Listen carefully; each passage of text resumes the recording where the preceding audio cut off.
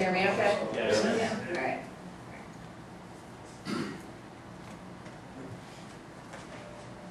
All right. Good evening. We would like to thank you for giving up your Saturday night, coming to join us for this very important cause. We hope that the information that we present to you tonight will give you a better understanding of the economic predicament that we are facing as a nation.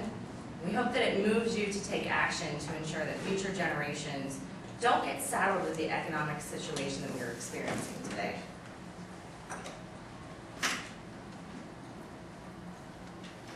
We'd also like to thank our sponsors for tonight, who helped us to obtain this very awesome venue. Christian Gund of the Pitt College Libertarians. Thank you very much. Before we get started, I want to briefly note the significance of holding this event on this particular date. This month marks the 100-year anniversary of a highly secretive meeting that took place on Jekyll Island, Georgia in November of 1910. This meeting was organized by Senator Nelson Aldrich and attended by 6 men representing some of the most powerful banking institutions in the world. It resulted in a draft legislation for the creation of a United States central bank, which served as the model for what would become the Federal Reserve System in 1913. To commemorate this meeting, the Atlanta branch of the Federal Reserve is holding a conference this month entitled A Return to Jekyll Island, The Origins, History, and Future of the Federal Reserve. According to the Atlanta Fed's official website, the purpose of this meeting is to discuss the origins of the Fed, how closely the Fed's actual performance has adhered to the original vision expressed by the framers, and what the Fed's almost 100-year track record teaches us about its role going forward. The speakers you will be hearing from momentarily will be discussing the exact same subject, although they will be, I'm sorry, I lost my place. They will be providing a much different, less flattering, and in our opinion, much more accurate assessment of the Fed's than it will give itself. The title of tonight's presentation is A Classical Liberal Solution to the Economic Crisis. A concise definition of classical liberalism is given to us by Ralph Raico, Professor Emeritus in European History at Buffalo State College and a Senior Fellow of the Mises Institute.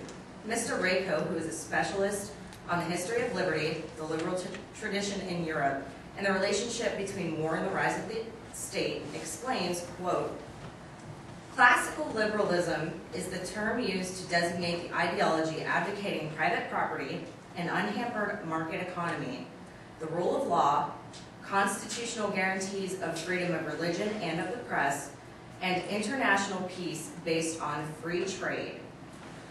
Up until around 1900, this ideology was generally known simply as liberalism.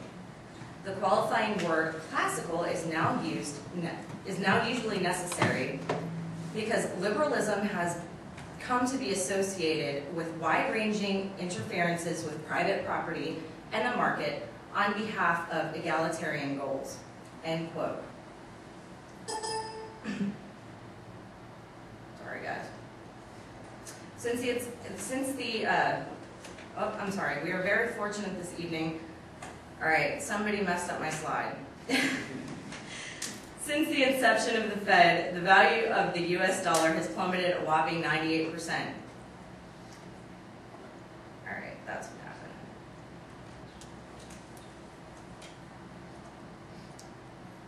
Sorry about that.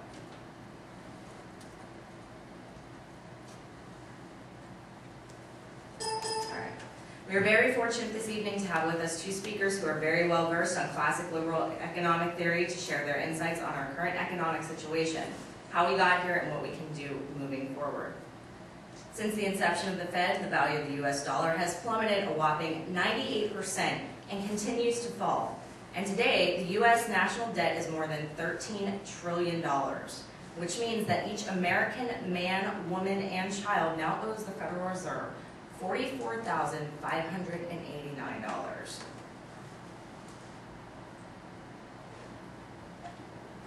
The Federal Reserve is not a part of the United States government. Although Wikipedia says its authority is derived from the U.S. Congress and is subject to congressional oversight, this seems to be more of a formality than actually something that has been adhered to historically. One only need look back at the recent bailouts when Ben Bernanke, chairman of the Fed, was grilled by Representative Alan Grayson, a Democrat from Florida, regarding $500 million bailout dollars. Grayson inquired who exactly had received the money, and Bernanke responded, financial institutions in Europe and other countries. Europe and other countries. This is American money that we're talking about. When asked which ones, Bernanke quietly replied, I don't know. Given that, he was nevertheless named as Man of the Year by Time magazine. Of course, that same honor also went to Adolf Hitler.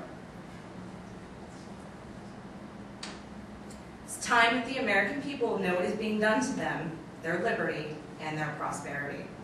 It is time for us to take action against this unconstitutional establishment. It's time we take back our country from these liars and thieves. So without further delay, it is my pleasure to introduce you to two very special guests tonight. Two popular Liberty candidates have agreed to travel all the way to Pittsburgh to speak with us about economics, monetary policy, and the Federal Reserve System. On January 19, 2010, Libertarian activist Joe Kennedy ran in the special election as an independent to replace Senator Edward M. Kennedy, to whom Joe is of no relation, in the United States Senate representing Massachusetts. Excuse me. This race was the largest individual Senate race garnering nationwide coverage due to public outrage and the rise of the Tea Party. The Tea Party threw most of its support behind Republican Scott Brown, despite some of his very anti-liberty views, including support for government spending, support of the Federal Reserve, and support for sending tens of thousands of additional troops off to war. Joe's other opponent was Democrat Martha Coakley, who supports carbon emissions cap and trade legislation, one of the largest proposed tax increases in the history of the United States, which does little to protect the environment and serves only to further line the pockets of those in power. Joe was able to garner 1% of the vote with 22,237 votes total. This is actually extremely significant due to the very heated nature of this race. Joe is an outspoken advocate for states' rights, free markets, civil and social rights, and the Constitution. He is a non-interventionist who wholly opposes the Patriot Act. Joe considers himself an environmentalist who knows the greatest threat to the environment is not the oil companies, chemical companies, or nuclear power plants. The greatest polluter in America is the U.S. government. Currently, government departments have sovereign immunity when it comes to pollution. He also believes in the no victim, no crime philosophy. Joe holds the position of technology advisor and serves on the Massachusetts Libertarian Board. He also has a public access TV show called All Over Politics, airing in Massachusetts and online. Over the past 17 years, Joe has served as a software developer, department manager, and held executive level positions for a number of large companies and information technology firms. His expertise is widely recognized in the information technology world, and he is a sought-after speaker, often invited to give presentations on cutting-edge technologies at conferences and forums held across the globe. Additionally, Joe serves as CEO for 2 small corporations in the greater Boston area. Joe is an avid snowboarder, musician, and outdoorsman. In his spare time, he also enjoys giving speeches to ducks while wearing a bathrobe. Please give a big warm Pittsburgh welcome to Mr. Joe Kennedy.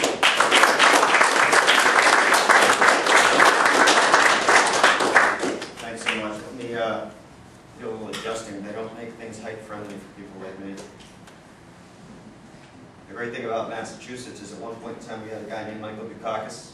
Now, nobody really likes Michael Dukakis, but the great thing for me was after he was elected governor of the state, they spent millions of dollars to make podiums so that he had a place to stand every time he spoke any place. So now every time I speak in Massachusetts, I don't have to worry because everything's higher. In any case, let's see if I can my presentation up. Let's see how we get this over to the other one.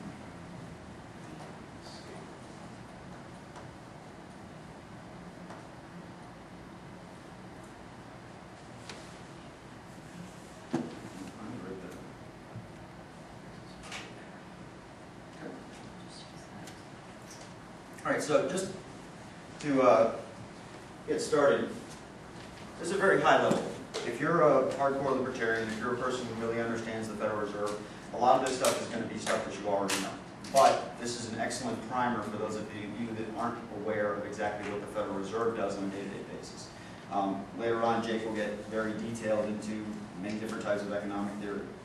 But the reality is, the Fed oppresses us constantly, and we like to not so much celebrate, but recognize the fact that we've had 97 years of theft, war, corruption, and classism, thanks to the Fed. So, I have a wonderful assistant here. The reality is we're all in debt. Every one of us is in debt today. And I like to show people who don't understand what is principally wrong with the Federal Reserve a very simple presentation as to what, at the root cause, is the problem with the Fed. I'm the Federal Reserve. I am the only person who is allowed to print money. When I print money and I give it to the American people, I charge them interest. Here's $100. You owe me $105. Now I'd like you to pay me back. Where's my $5? That's the problem with the Fed. The only place that she can actually get the $5. Thank you very much. The only place that she can go to get that $5 is back from me. And what happens? I charge additional interest on that $5. This is a cycle. There is no way for the American people to ever be out of debt. We are in servitude. There is nothing that we can do to get out of servitude. 100% of our currency is issued by the Fed. What they're supposed to do is, what they do is they charge us interest on that, as we just explained, and we pay the interest. The Federal Reserve does not hide this fact. You can go right out to federalreserve.gov and they will tell you the Federal Reserve's income is derived primarily from interest on the U.S. government securities that it acquires in open market operations. So it's a nice way of telling you that, hey, we're going to charge interest on every dollar that we print and you're just going to have to pay for it. And what that does is it puts you all in slavery. The day that you are